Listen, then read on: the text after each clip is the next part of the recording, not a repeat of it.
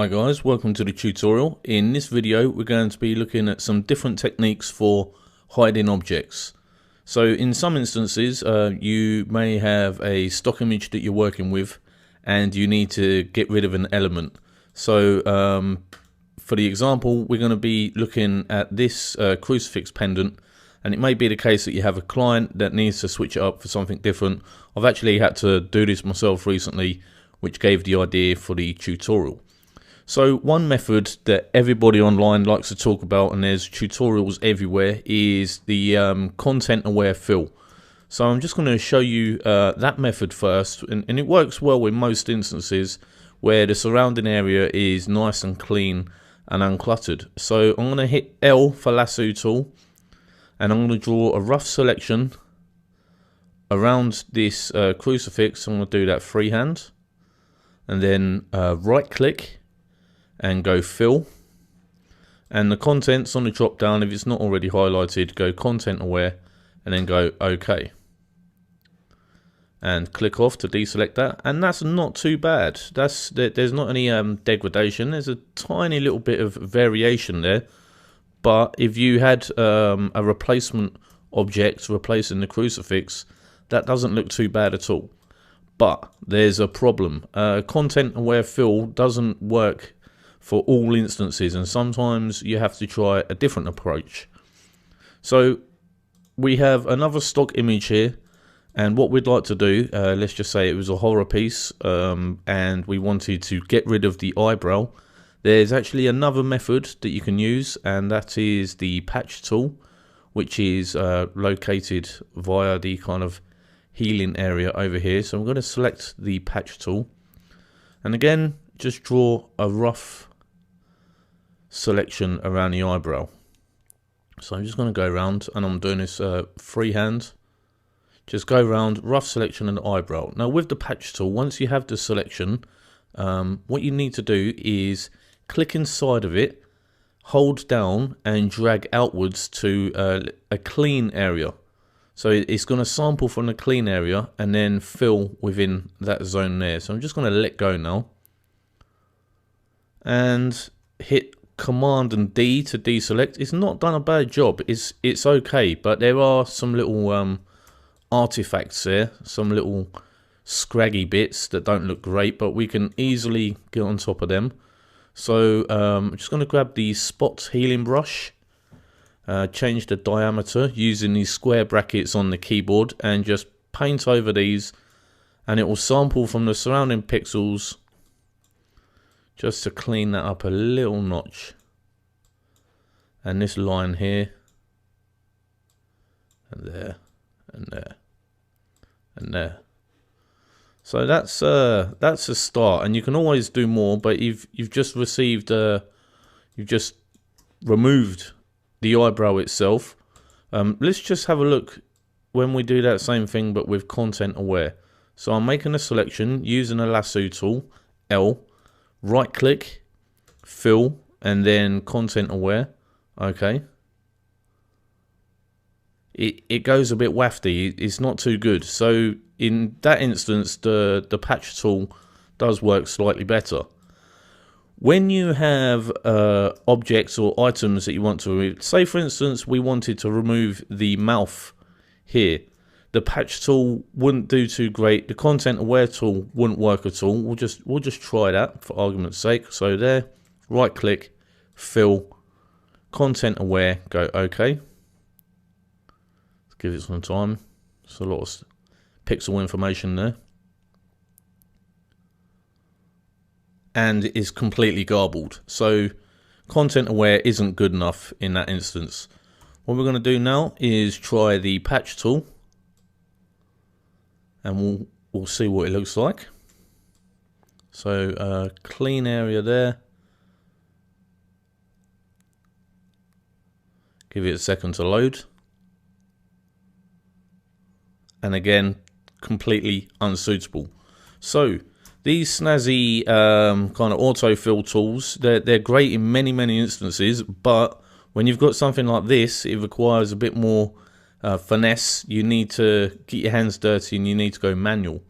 So I'm just going to create a new layer, and I'm going to show you another method for removing objects where the other tools don't work. And this is the real meat of the tutorial.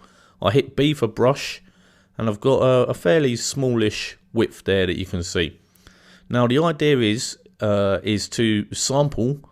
So to change it to the eyedropper tool, I'm holding down Alt, and this allows me to work fast. So Alt there, let go of Alt. So I'll hold down Alt, click, let go, and then drag down in a line like that. And I'm going to do the same for this, and I'm following the kind of natural contours of the face. There we go. Get I'm sampling the lighter areas, so kind of guessing there. I'm going to sample from the nose there.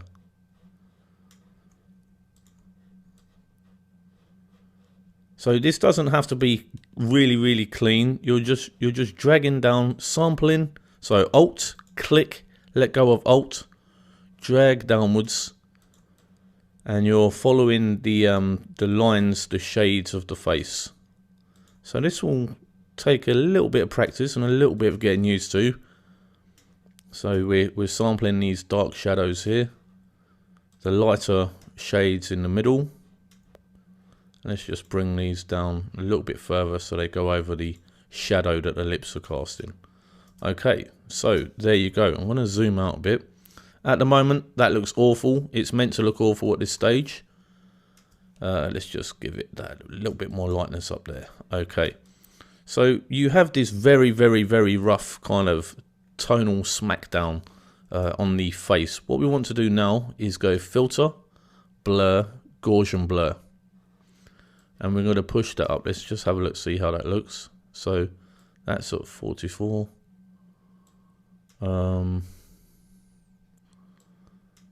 That, I think for this one, for the example, 59 is okay. You can see the lips coming through there, but that's fine. We'll remedy that. I'm just going to go Command and J to duplicate that layer, and it kind of where the paint dissipates out, that will just thicken it up a bit.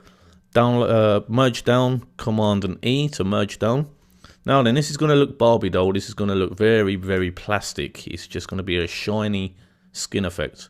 What we need to do is add some texture. Filter, noise, add noise.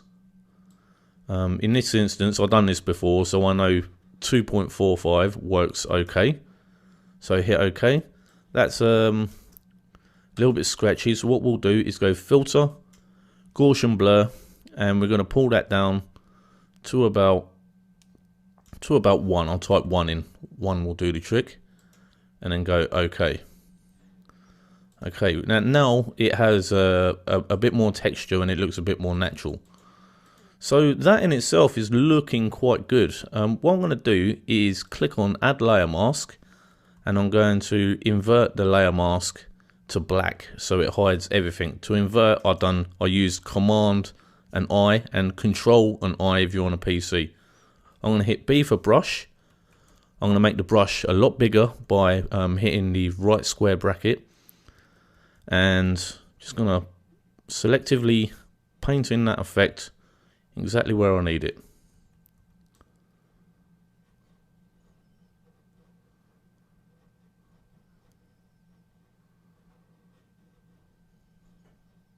And then hit X to switch to black, so I can just make the brush bigger and make the transition smoother. So with a really thick brush, the transition will be smoother.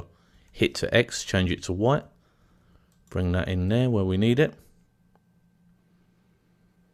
Takes a little bit of getting used to using layer masks for blending, but once you've got it, it's where the power of Photoshop lies. So this is the last stretch now, just got a tiny bit more to do. And for now, I think that will do it, and then we'll zoom out and we'll have a look. So Command and 0, and that's not bad for the example, for just a tutorial piece. That's not looking too shoddy. This area here, arguably we can bring that in a bit more, which we have. A finishing touch is clicking back onto the paint layer itself, and we'll zoom right in just to show you. you see we have this noise here. What you can do is you can go filter, sharpen, unsharpen mask, and you can pick out the details of that noise effect using unsharpen mask. There we go. And it makes it a bit more tactile. So if you take your time, you'll be able to get a much better effect. Let's just have a look, see the one that I've done previously. So that was a previous one when I was experimenting, and this is the live one. And we'll go full screen, film screen.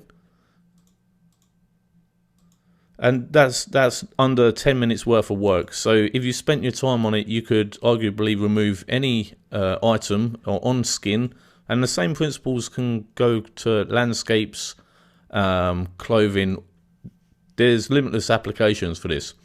So that will do it for the removing objects tutorial, guys. We're doing lots more now, 3 submissions a week. So make sure you go and check out surrealpsd.com for lots more photo manipulation tutorials.